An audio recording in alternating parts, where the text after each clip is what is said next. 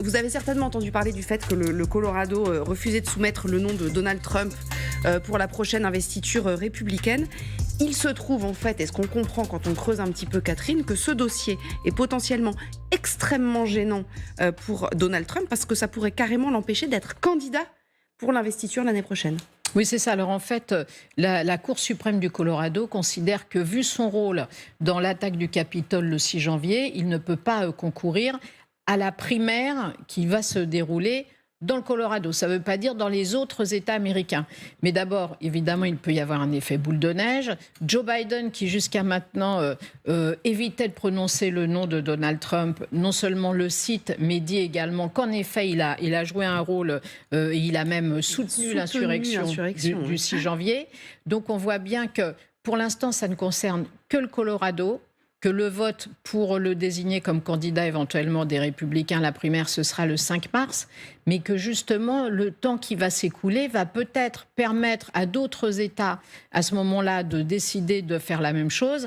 Et c'est bien l'inquiétude chez les Républicains. Ça va au-delà, parce que quand on a vu ce qui s'est passé justement le 6 janvier, parce qu'une partie des Républicains considérait qu'on avait volé sa victoire à Donald Trump, c'est un sujet totalement explosif, parce qu'on ne sait pas s'il n'y aura pas des émeutes pour soutenir Donald Trump, le cas échéant. Ça, c'est sûr. Vous parliez d'autres États. On va évoquer la Californie. On l'a inscrit dans le bas de cet écran. Mais si on comprend bien, si le nom de Donald Trump n'est pas inscrit sur les bulletins dans le Colorado pour désigner le candidat à la primaire républicaine, dans ce cas, il ne peut pas être investi. Il faut que tous les États s'expriment sur les mêmes candidats, en fait. C'est ça. Absolument. Alors, la solution qui lui resterait peut-être, ce serait de se présenter en tant qu'indépendant.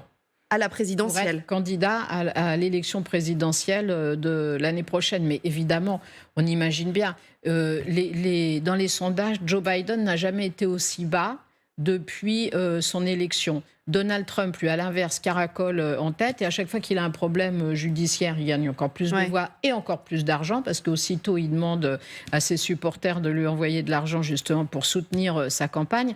Donc, on voit bien que ce sera au-delà d'un épiphénomène lié uniquement au Colorado. C'est-à-dire que ça déclencherait vraisemblablement un tremblement de terre politique aux États-Unis. Mais ça, c'est sûr. Joséphine, c'est hallucinant, parce qu'on précise qu'il a donc, lui... Donc ça, c'est la Cour suprême du Colorado qui dit on ne veut pas de lui sur nos bulletins. Donc lui a formulé un recours devant la Cour suprême des États-Unis, laquelle Cour suprême est plutôt a priori sympathique avec lui, puisqu'il avait pris soin de nommer un certain nombre des juges avant de quitter la présidence la dernière fois. Mais si cette Cour suprême ne casse pas la décision de la Cour suprême du Colorado, il ne peut pas se présenter à la primaire républicaine. Oui, d'autant que la Cour suprême du Colorado invoque le 14e amendement. Et on sait que bien que la Cour suprême fédérale soit effectivement proche de Donald Trump parce qu'il a nommé un certain nombre de juges, 3 notamment, néanmoins, c'est une Cour suprême qui s'attache à la lettre de la Constitution. Ce qui pourrait quand même vouloir dire qu'ils auraient éventuellement la même lecture que la Cour suprême du Colorado. Peut-être. On n'en sait rien, on verra bien. Ce sera très intéressant d'ailleurs d'analyser cette décision de la Cour suprême des États-Unis. Mais effectivement, si Donald Trump ne pouvait pas se présenter à la primaire et donc ne pouvait pas se présenter aux élections présidentielles, on ne peut pas aujourd'hui imaginer l'état de la société américaine, parce qu'il y a quand même des millions et des millions de personnes qui sont intimement convaincus que l'élection présidentielle de Joe Biden a été volée, qu'il y a eu des fraudes, qu'il n'est donc pas légitime. Et le discours, la rhétorique complotiste de Donald Trump, elle fonctionne très bien et elle est extrêmement attrayante pour un certain nombre de citoyens américains. Donc les possibilités d'insurrection sont réelles en cas de non-candidature. La position de la victime, il s'est évidemment tout de suite engouffré dans cette brèche-là. On peut l'écouter l'un de ses derniers meetings, justement pour dénoncer le fait que l'establishment ne veuille pas de lui comme candidat. N'oubliez jamais que nos ennemis veulent me priver de ma liberté parce que je ne les laisserai jamais vous priver de votre liberté. C'est très simple, je ne les laisserai pas faire.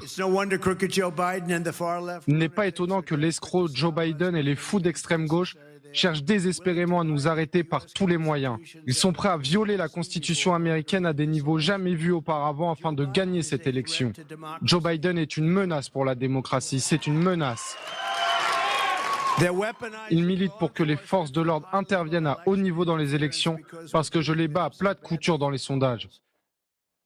Voilà, donc là, on est sur le Donald Trump qui va se positionner en victime. Alors, on parlait tout à l'heure du fait que cette décision fasse des petits. Regardez ce document, c'est un courrier de la gouverneure de Californie qui a été publié ces dernières heures. Alors, la Californie, c'est 25% des grands électeurs, hein, d'après ce que j'ai compris, Catherine. Le grand État des États-Unis. Voilà, je vais vous dire on vous l'a traduit, parce que déjà, là, on peut pas le lire, mais surtout, on vous a traduit ce qu'elle dit. Au début, là, le tout début de ce courrier. Suite à la décision de la Cour suprême du Colorado, je vous exhorte à explorer toutes les options légales pour écarter l'ancien président du scrutin des primaires présidentielles 2024 en Californie. C'est quand même un événement très important aux États-Unis. En plus, quand on entend le discours de Donald Trump, c'est extrêmement violent. C'est-à-dire que maintenant, il dit le viol de la Constitution dont il parle, pour les Américains, c'est toucher vraiment à tout ce qu'il y a de plus sacré dans la référence politique et historique du pays. Il faut savoir que maintenant, on accuse aussi du côté des démocrates, où il y a un petit vent de panique, parce qu'en plus, dans les dernières études, on voit que les jeunes électeurs sont de plus en plus nombreux à vouloir voter pour Donald Trump aussi. Mais donc maintenant, on l'accuse de se référer au discours d'Hitler. Les démocrates accusent Donald Trump de se référer à Hitler. Donc c'est pour dire à quel point la situation est totalement explosive aux États-Unis actuellement, et où maintenant on a quand même l'impression qu'il n'y a plus vraiment de ligne rouge, où ils s'accusent du pire dans les deux camps, et qu'on imagine évidemment sans mal que si The Donald, comme ils l'appellent aux États-Unis, ne pouvait pas se présenter aux élections, c'est la porte ouverte sur un avenir qui est totalement incertain et qui est plutôt très inquiétant. Sophie Chauvel-Rault, bonjour à vous, merci d'être avec nous, vous êtes à Washington, donc ça nous intéresse de savoir si c'est un dossier qui fait beaucoup de bruit chez vous, parce que c'est vrai que nous ici, outre-Atlantique, on réalise en fait à quel point ça pourrait être handicapant pour Donald Trump et puis les conséquences que ça peut avoir.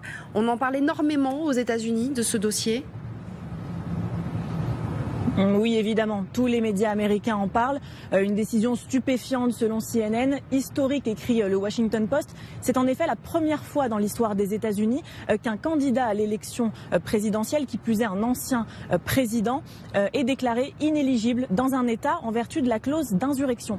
C'est donc en effet l'assaut du Capitole du 6 janvier que Donald Trump est accusé d'avoir encouragé et soutenu, qui a motivé la décision de la Cour suprême du Colorado. Maintenant, la question qui se pose, c'est de savoir s'il va y avoir un effet boule de neige, si d'autres États prendront la même décision. En tout cas, Donald Trump, lui, a d'ores et déjà annoncé qu'il allait faire appel de cette décision devant la Cour suprême des États-Unis. Et c'est cette dernière qui décidera du maintien ou non de l'inéligibilité de Donald Trump. Et cette décision de la Cour suprême fédérale, eh bien, elle ne s'appliquerait pas seulement à l'État du Colorado, mais à tous les États américains. Évidemment, donc on verra ce que ça peut donner effectivement, sachant que le timing est serré, évidemment. Merci.